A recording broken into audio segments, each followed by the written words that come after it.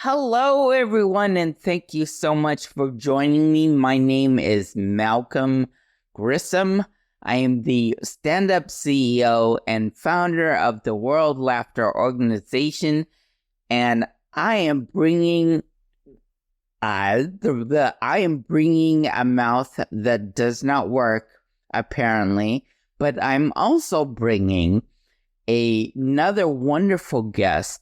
He is a licensed clinical social worker with over 10 years experience. He helps people navigate he helps couples especially navigate their lives and their troubles. So navigating the waters, and that's what we're going to be doing today, is navigating our waters.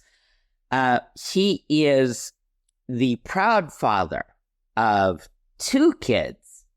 He is none other than Dr. Dan Snyder. How are you today, Dan?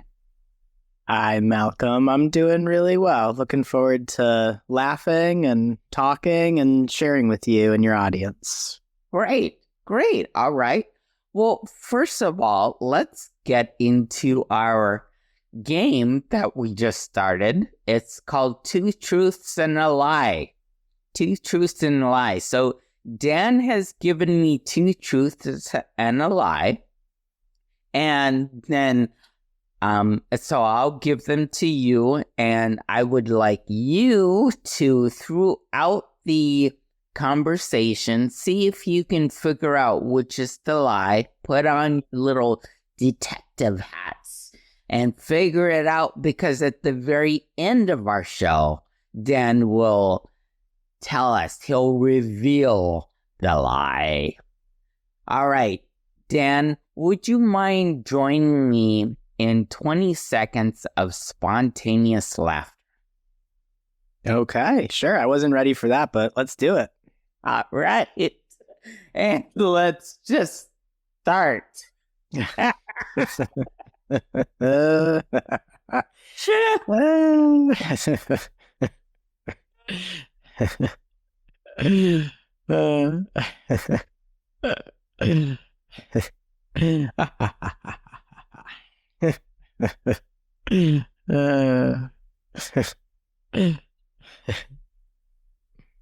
Oh, yes. Yes, it's my unique way at the Lightening Project. We start our interviews with laughing, because laughter itself, there are so many benefits to laughter. Like, the releases of the hormones, the oxytocin, the reducing of the cortisol, the stress hormone of the, stress, right?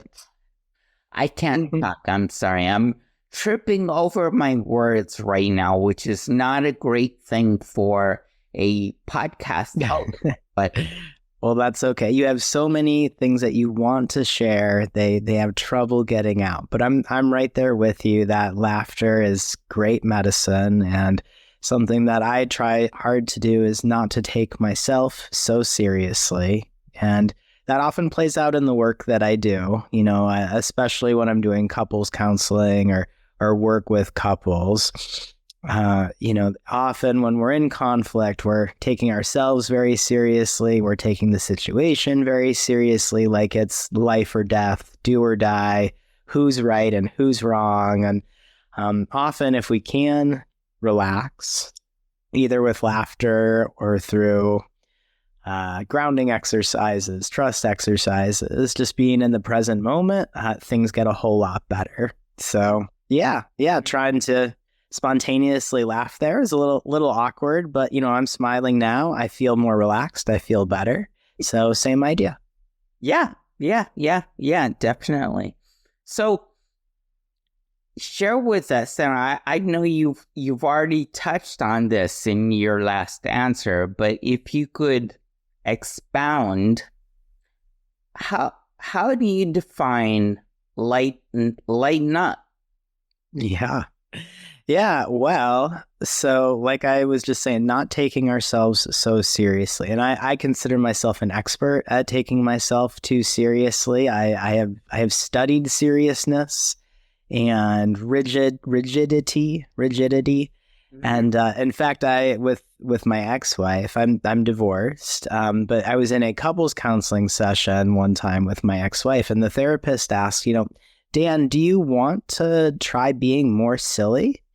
And I said, no, I don't. And I was very serious at the time. I did not want to be more silly, but my relationship really could have used a little bit more silliness. And that was something that was lacking in that relationship. And yeah, so it's something that I've worked on. And so I would define lightening up as being able to see the silliness really in all of our daily lives and our daily habits.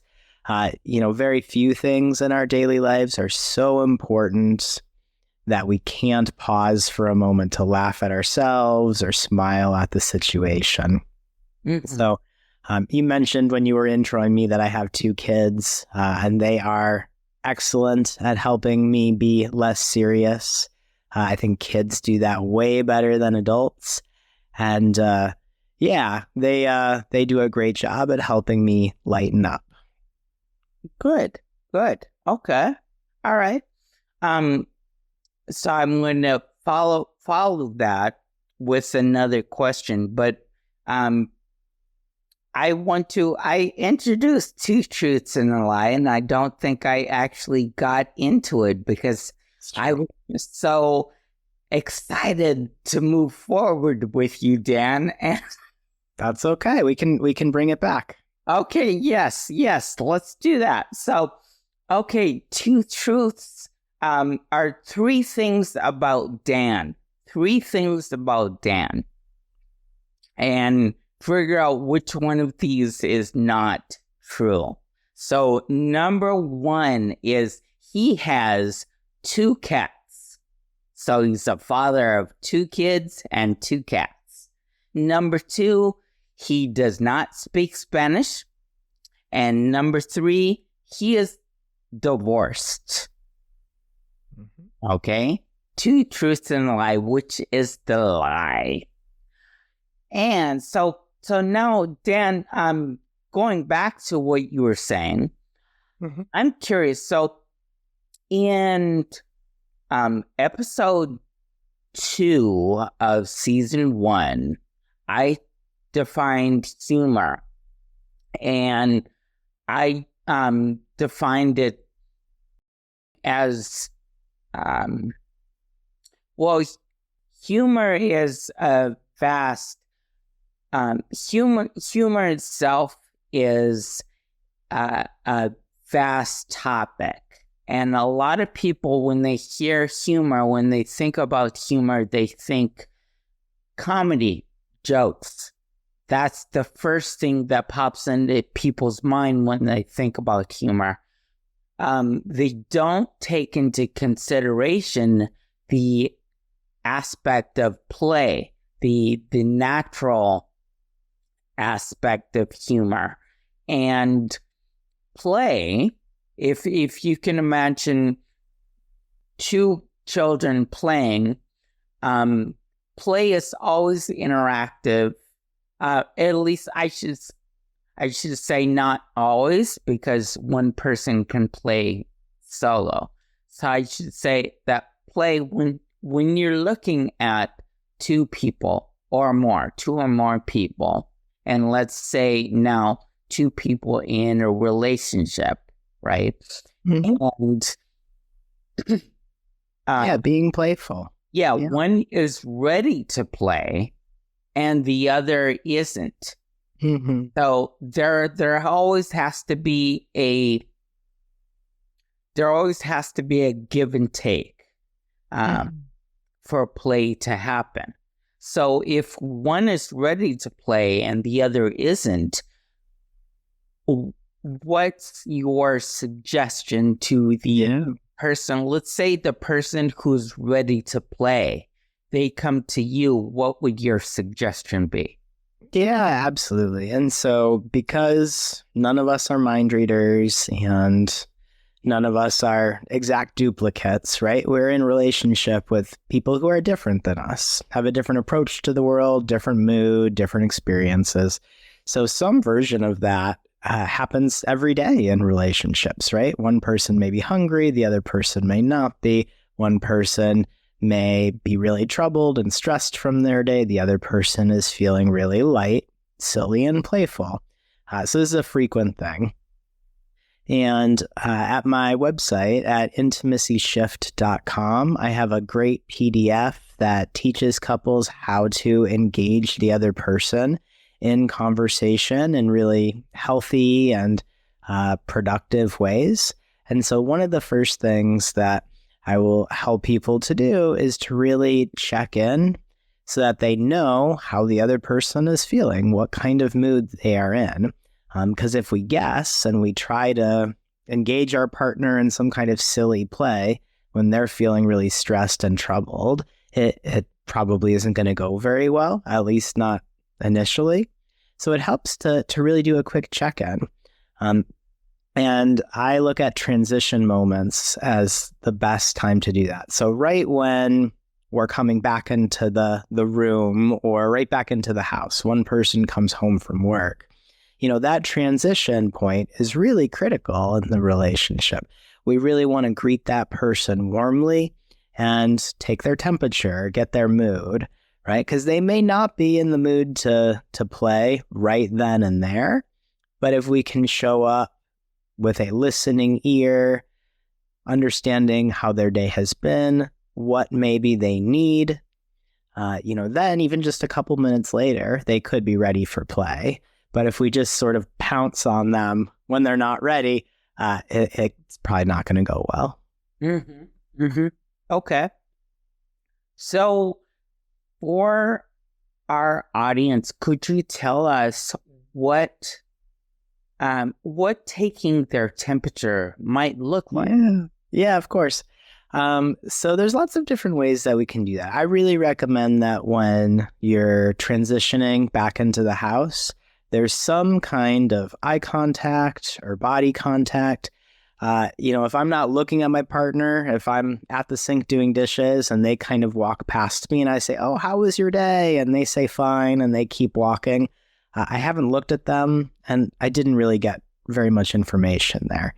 So when we are connecting to do that kind of check-in, I recommend, stop what you're doing, make eye contact, maybe give them a hug, a kiss, but really pause to be in their physical space for a moment. And then there's lots of different ways that we can check in. So simplest, quickest is really just like a 0 to 10 scale. You can do like 0 being totally calm, totally relaxed. 10, I am super stressed, super feeling bad, feeling terrible, low energy. You can do the scale however you want, 0 to 10, how much energy you have. That's an easy way. Sometimes couples I'll encourage, to have kind of like a code word, kind of like a couple's shorthand for like, are you in it? Are you feeling groovy? Are you feeling playful? And that can be kind of just a yes or no, just as a shorthand. But I encourage couples to talk with each other and to figure out, well, what's the best way for us to communicate when we get together, after the workday, how we're feeling. So tell me, when life gets heavy for you personally, what helps you lighten the load? Ooh, yeah. For me, it's really about movement. So that's the first thing. Once I've moved, then I'm able to talk more. But when things are feeling heavy for me, I need to take a walk. I need to stretch. I need to dance. I need to get into a pillow fight with my kids. I need to do something in my body. And then I'm able to talk it through, or I'm able to actually exhale and release that energy. For most people, some version of that's true. When we are literally feeling tension, our bodies get tense, our bodies get tight. And so in some way, we have to relax that tension. And so for me, it's through movement. I imagine for you, it's some version of laughter, right? Finding ways to find humor in the situations. So those are a couple really good ways. Other ways for people, like putting on music, can be really good. Doing something that will help you to relax. So instead of active movement, it might be something relaxing, like changing clothes, getting into comfy clothes, getting under a blanket.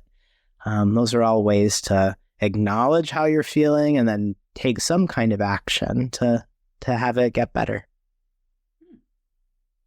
What would you say to couples or to people out there who, let's say, they are wanting to take the temperature of their partner but the partner's just non-responsive, just so much stress, so much focus, they're just non-responsive at all? What do you suggest then? Okay, well, for different partners, we're not mind readers, but we know our partners pretty well. And so for some people, if they are giving you all the signs that they want to be left alone, right, they're not responding, then we can take them at, reading their body language and give them time and space.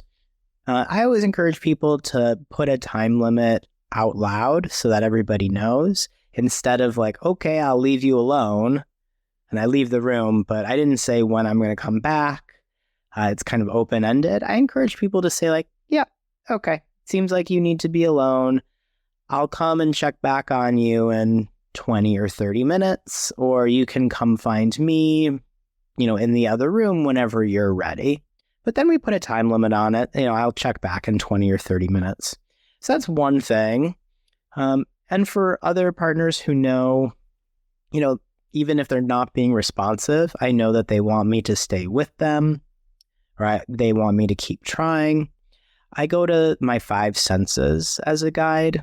So I will do things like adjust the lighting, adjust the sounds in the room, maybe put on music. Maybe I'll grab a blanket. Maybe I'll put my hand on their arm or their leg for some kind of touch.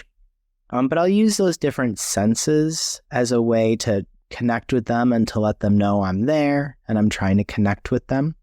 And I will probably let them know, like, okay, it doesn't seem like you want to talk, but I'm here, and I'm going to read a book just next to you. And if you want to talk, let me know.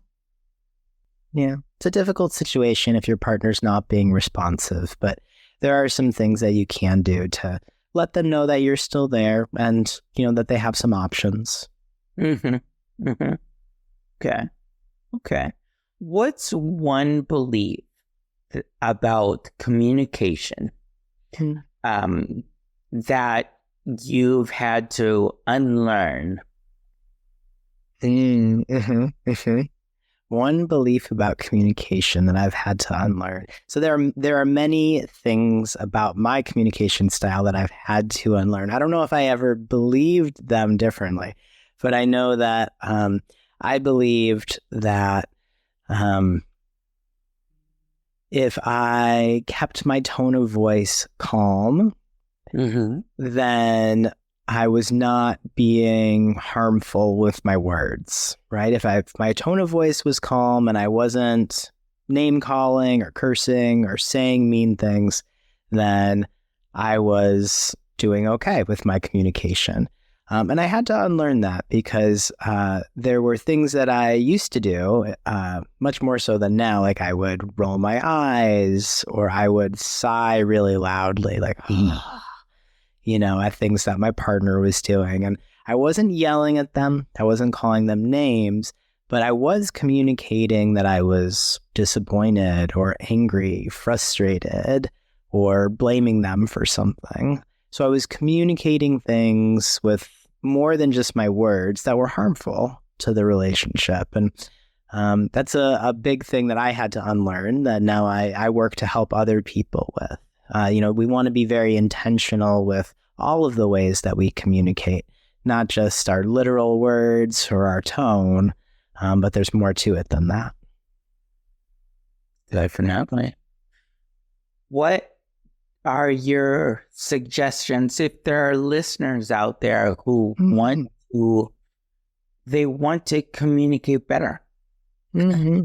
Yeah. Well, again, like I mentioned before, at intimacyshift.com, I have this great PDF that goes through all of what I'm about to say in more detail.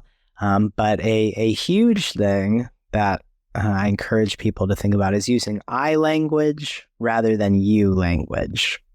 So, for example, constantly, right, all week long in my sessions with couples, I am hearing stories from arguments that happened where one person said something like, you always do this, right? Or you never do that.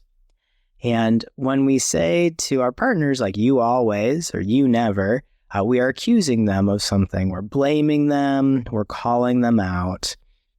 They are going to get defensive, right? If somebody says to me, you did this, I'm going to be defensive, right? Because I'm being attacked in some kind of way. Even if there's truth to the statement, we have to communicate it in a different way if we want the other person to really hear the message and we really want to resolve or change whatever's been happening. So I teach and encourage people to practice using I language. So typical kind of example with a couple, something like, you never clean up the kitchen after you've eaten, right?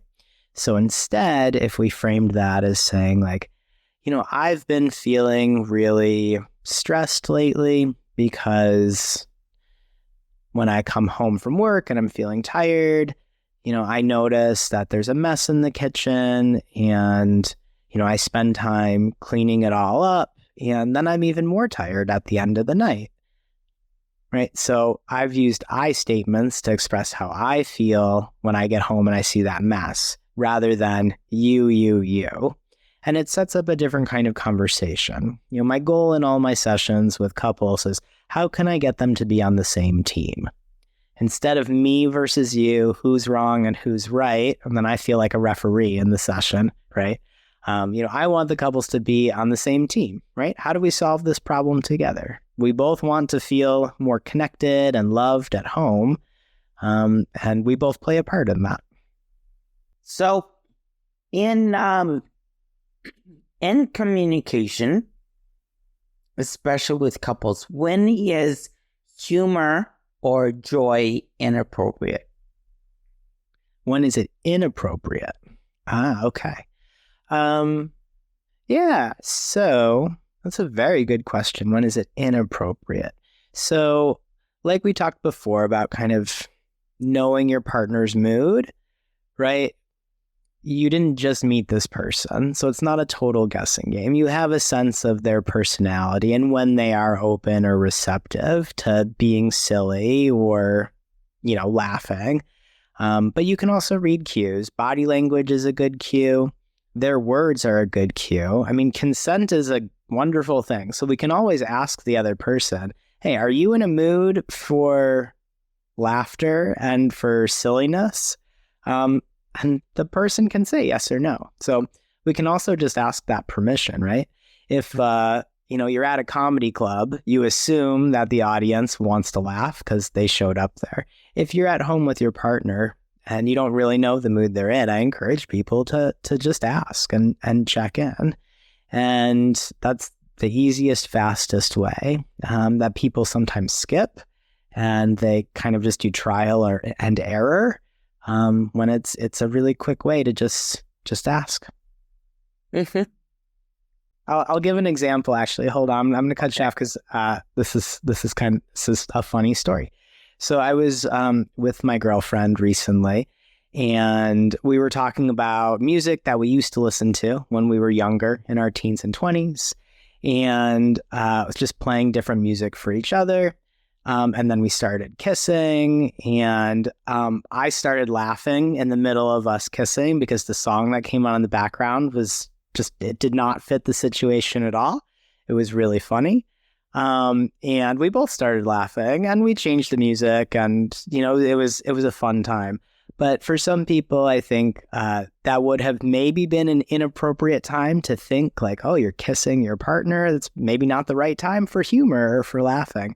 But in this case, it was totally safe, totally appropriate. And it wasn't intentional, but it was a funny moment for humor to happen. And so, yeah, that happened because we felt really safe with each other. We have that kind of relationship where there was nothing like emotionally intense going on that like we couldn't pause to just laugh at the situation. Right.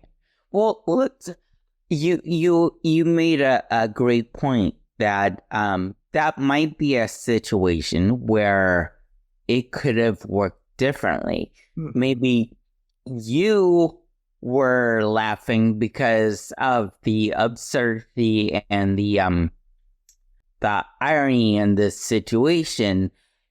But let's say, for sake of this question, that your girlfriend then said, she pulled away. Why are you I'm being intimate with you and now you're laughing? You're laughing at me? What did I do wrong? What would you then do?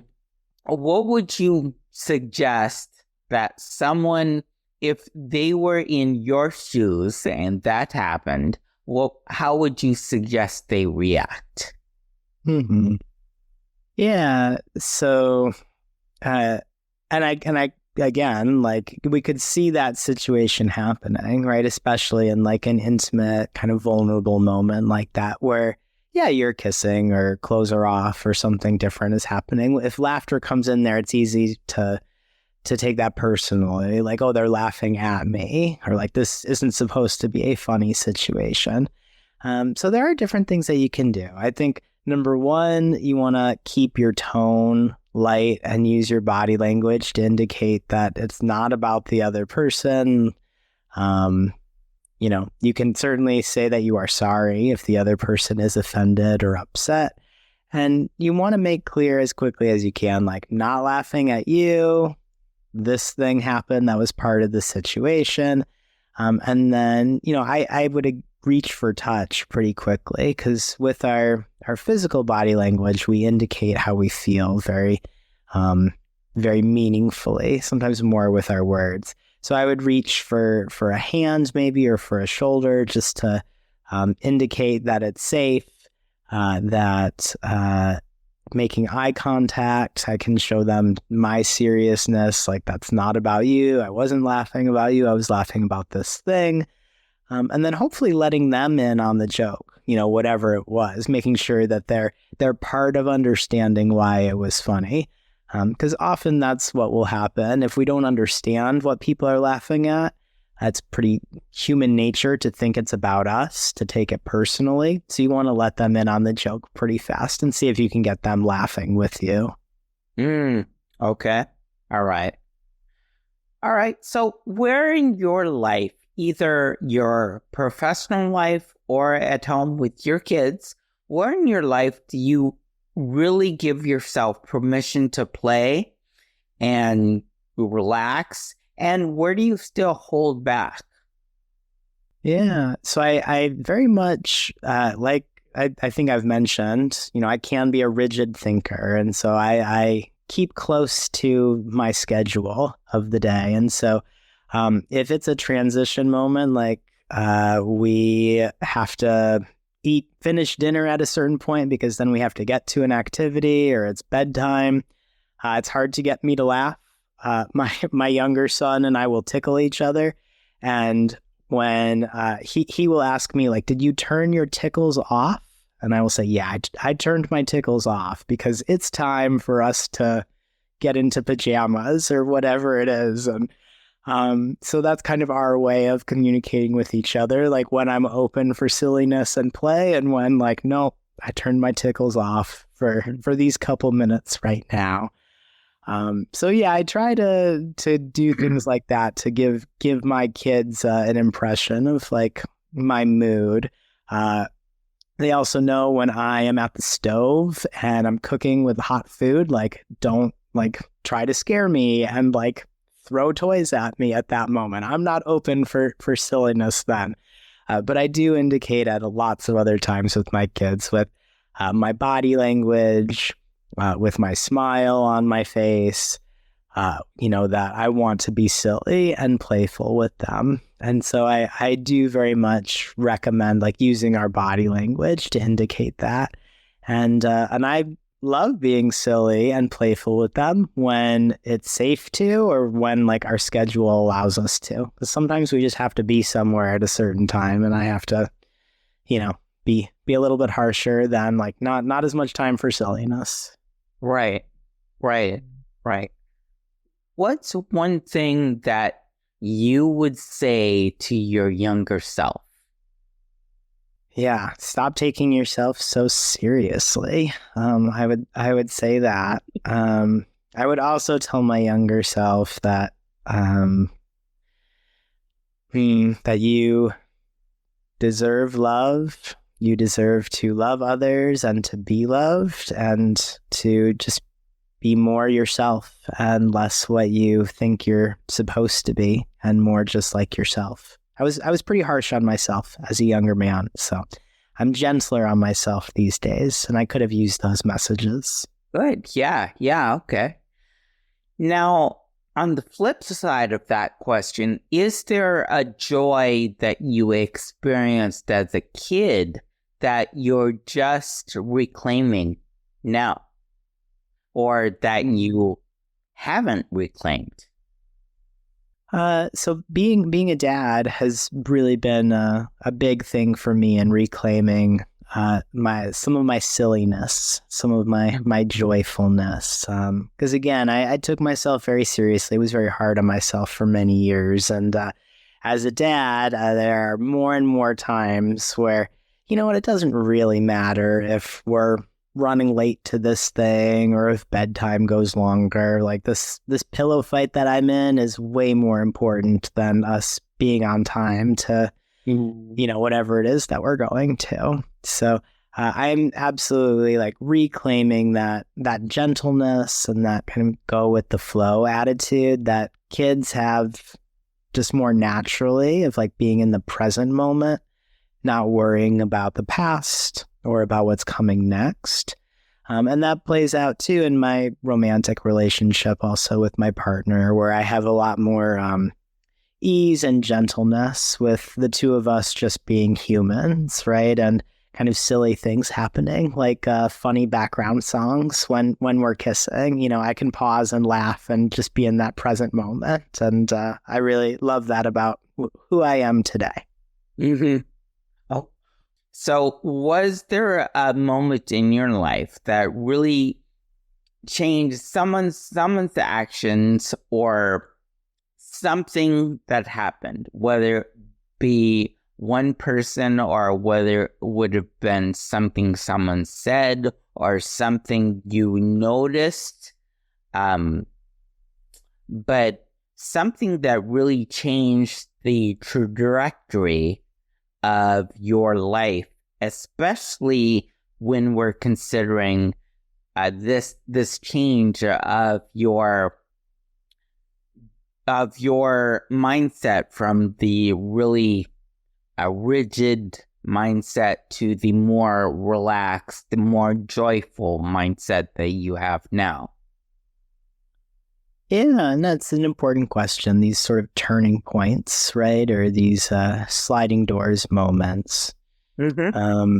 And so, well, I mentioned earlier, right? I had an opportunity in that couples counseling session to embrace silliness, right? And I didn't take it. So that was certainly a turning point. So I think about that because during that therapy session, I could have really questioned my approach, my personality, my relationship, and gone a different way towards more joy and more silliness.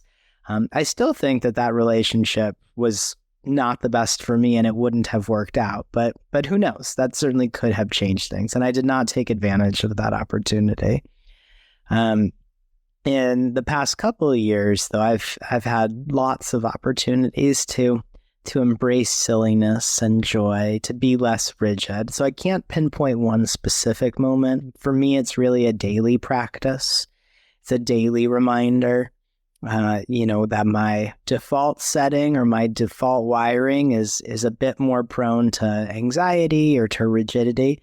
But each day I have a practice where I take a walk in the morning, I do some quick journaling, and I focus on what I want to do that day, who I want to be. And that's often really rooted in being present with myself, with my clients that I'm working with my kids. And that's when I really try to lock in on being more joyful, being more calm and at ease each day. So it's really a daily decision and practice more than kind of one turning point, and then all of a sudden it's just easy. I think for many people out there, there's this hope that it'll just be easy, right? It'll just happen, rather than like, oh, I have to do work to do that thing. And for many things in life, including how we show up in relationships, it is a daily act, a daily decision, something that each day we have to decide to do and work on again. Exactly. Yes, takes a lot of work. Now, we've been talking a lot about relationships and couples. But for people, well, even if you are in a couple, who you are and defining who you are and being okay and with who you are, so you don't become so you don't lose yourself in a couple. There are some people. There may be some people who are listening today who are in a couple, and they're afraid that if they get too close, they'll lose themselves. Yeah. So when have you felt most like yourself, and what was happening in that moment? Mm-hmm. And then part C to that question, that was A and B. So part C to that question is, how do you bring that into your relationship that you have? Yeah, it's a beautiful layered question, and it's a dance, right? I don't know if you like to go dancing. If anybody listening out there likes to dance, I really enjoy dancing, and I really enjoy exactly this element of, when you are dancing with a partner, there's a leader and a follower, but you're creating something together. So if I have one idea of what the movement or the relationship is supposed to be, and I'm kind of forcing the action, but I'm not listening to my partner, it's not going to go very well. And if I totally abdicate, and I'm totally